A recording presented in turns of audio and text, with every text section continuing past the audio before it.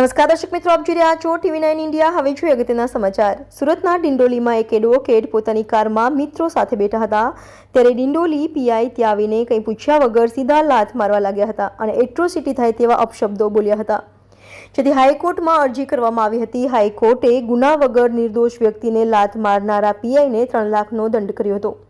કોર્ટે એવી પણ ટકોર કરી હતી કે ખોટી રીતે લોકોને એક લાત મારવી કેટલી મોંઘી છે તે પીઆઈને આજીવન યાદ રહેવું જોઈએ।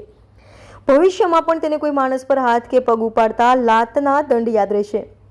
પોલીસ ભલે દબાણમાં કામ કરે છે, પરંતુ તેનો મતલબ સત્તાનો દુરુપયોગ કરવાની છૂટ નથી।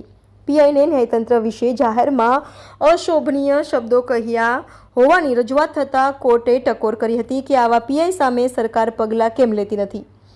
જસ્ટિસ નિર્ઝર દેસાઈએ ચાલુ સુનાવણી દરમિયાન ઉચ્ચ પોલીસ અધિકારી પાસે 11 સામે શું પગલાં લેશો તેની સૂચના મંગાવી હતી।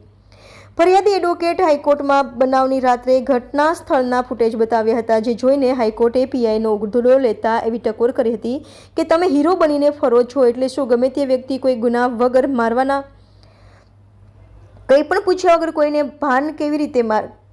લાત કેવી રીતે મારી શકાય? જો પોલીસના આવા દમનને અત્યારે રોકવામાં નહીં આવે તો પોલીસ મને પણ કારણ વગર લાત મારી શકે છે। કોઈ સાચો આરોપી હોય તો પણ તેને પૂછ્યા વગર લાત મારી શકાય નહીં।